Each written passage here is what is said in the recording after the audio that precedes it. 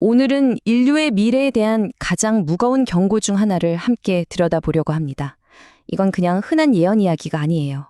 수백 년 전의 목소리가 현대과학의 데이터와 소름 돋게 일치하는 지점. 바로 그 위험한 교차점에 대한 이야기입니다. 이 한 문장이 오늘 우리가 마주할 진실의 모든 것을 담고 있습니다. 눈을 감고 빗속을 뛰어가는 아이. 대체 우리는 뭘 그렇게 보지 않으려고 애써 눈을 감은 채 낭떠러지를 향해 달려가고 있는 걸까요? 자, 그럼 이제부터는 감정을 잠시 내려놓고 이 고대의 경고들을 마치 오래된 데이터처럼 한번 차갑게 뜯어보겠습니다. 과연 그 기록들 속에 어떤 패턴이 숨어 있는지 말이죠. 노스트라다무스는 태양이 떠오르는 땅에서 시작될 재앙을 이야기했어요. 독이 든 물이 온 세상을 뒤덮을 거다. 이 예언, 후쿠시마 이후 우리가 매일같이 듣고 있는 방사능 오염수의 확산과 정말 소름 돋을 정도로 비슷하지 않나요? 에드거 케이시의 예언은 더 직접적입니다. 어떤 비유도 없어요. 그는 그냥 일본의 대부분이 바닷속으로 들어가야 한다고 아주 직설적이고 어떻게 보면 무서운 물리적인 현실을 말한 거죠. 그리고 가장 최근의 경고는 브라질의 예언가 주세리노에게서 나왔습니다. 이 사람이 누구냐면 2011년 후쿠시마 사고를 정확하게 맞췄던 바로 그 예언가입니다. 근데 그가 말해요. 그건 시작일 뿐이고 훨씬 더 큰 지각 변동이 오고 있다고요. 이 경고는 이게 더 이상 먼 미래의 이야기가 아니라는 걸 말해주고 있습니다. 자, 이제부터는 예언이 아니라 과학의 영역으로, 물리학의 영역으로 들어가 보겠습니다. 네, 바로 33개. 이 숫자는 정말 꼭 기억하셔야 합니다. 이건 그냥 원전 개수가 아니에요. 지구상에서 지진이 가장 활발한 곳, 이른바 불의 고리, 바로 그 위에 서 있는 33개의 시한폭탄을 의미하니까요. 이 모든 재앙의 스위치는 딱 하나입니다. 바로 냉각 상실. 스스로 끊임없이 불타오르는 핵연료의 열을 식혀줄 수가 없게 되는 그 순간부터는 모든 걸 녹여버리는 말 그대로 지옥문이 열리는 겁니다. 외부 전기도 비상발전기도 전부 먹통이 되면 냉각이 멈추겠죠.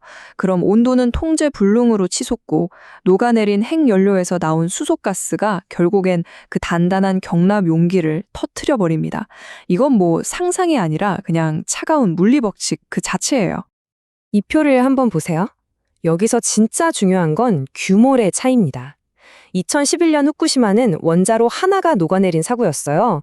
근데 우리가 지금 말하는 시나리오는 그 끔찍했던 일에 무려 33배가 넘는 재앙이 그것도 동시에 터진다는 거예요.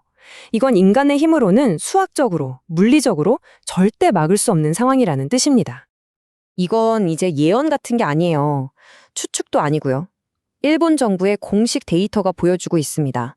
앞으로 30년 안에 이 모든 재앙의 방아쇠가 될 수 있는 난카이트로프 거대 지진이 일어날 확률이 무려 80%에 가깝습니다. 이건 사실상 일어난다고 봐야 하는 수준이죠. 만약에 이 과학적 예측이 현실이 되면 우린 뭘 잃게 될까요? 이제부터는 숫자가 아니라 바로 그 상실에 대한 이야기입니다. 좀 마음이 무거워지네요. 이건 지금 우리가 걱정하는 그 오염수 방류랑은 아예 차원이 다른 얘기입니다. 말 그대로 원자로의 심장, 그 녹아내린 핵연료 덩어리가 필터 하나 없이 그대로 태평양에 쏟아져 들어가는 최악의 상황을 말하는 겁니다.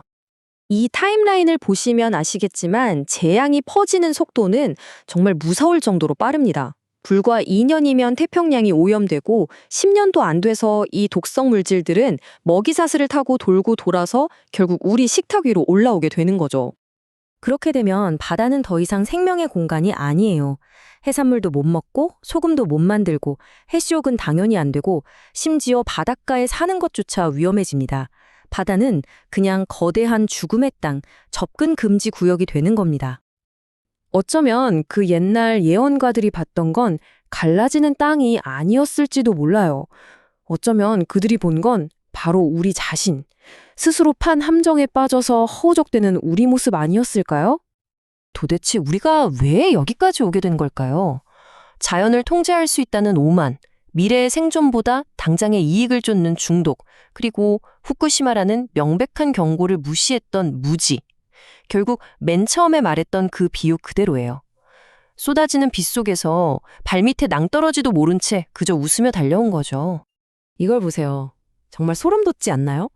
바다가 피로 변한다는 옛 예언이 방사능 수치가 치솟는 가이거 개수기의 모습과 정확히 겹쳐 보입니다. 그러니까 옛날 예언이라는 게 무슨 신비한 힘이 아니라 과학적으로 일어날 수밖에 없는 결과를 그들만의 언어로, 비유로 설명했던 거예요. 우리는 그 상징이 뭘 뜻하는지는 알아냈지만 정작 그 안에 담긴 경고는 철저하게 무시해버린 거죠. 하지만 여기서 정말 중요한 게 있습니다. 예언은 정해진 운명이 아니에요. 그건 경고입니다. 이렇게 가면 위험하다는 마지막 경고등 같은 거죠. 그렇다면 우리는 이제 뭘 해야 할까요? 시작은 바로 우리 자신입니다. 이건 겁먹고 벌벌 떨자는 게 아니에요. 최악의 상황을 똑바로 보고 나와 내 가족을 지키기 위해서 지금 당장 할 수 있는 걸 하자는 겁니다. 그리고 이건 개인의 노력만으로는 안 돼요. 더 큰 차원에서 우리는 정부와 국제사회에 강력하게 요구해야 합니다. 더 이상 경제 논리로 이 명백한 위험을 외면해선 안 된다고요. 지금 당장 모든 해안 원전의 안전을 감사하고 재생에너지로의 전환에 속도를 내야 한다고 목소리를 내야 합니다. 옛날 성경에 보면 니느웨라는 도시 이야기가 나와요. 멸망할 거라는 예언을 듣고 사람들이 모두 힘을 합쳐서 행동했더니 결국 운명이 바뀌었죠. 지금 우리 앞에도 똑같은 두 갈래 길이 놓여 있습니다. 이 마지막 경고를 듣고 행동으로 미래를 바꿀 것인가, 아니면 외면하고 파멸을 맞이할 것인가. 하지만 만약 우리가 이 마지막 기회마저 그냥 흘려보낸다면 미래의 아이들은 죽어버린 바다를 보면서 우리에게 이렇게 물을 겁니다. 기회가 있었잖아요. 그때 왜 아무것도 하지 않았어요? 그 질문에 우리는 과연 뭐라고 대답할 수 있을까요? 아마 아무 말도 할 수 없겠죠.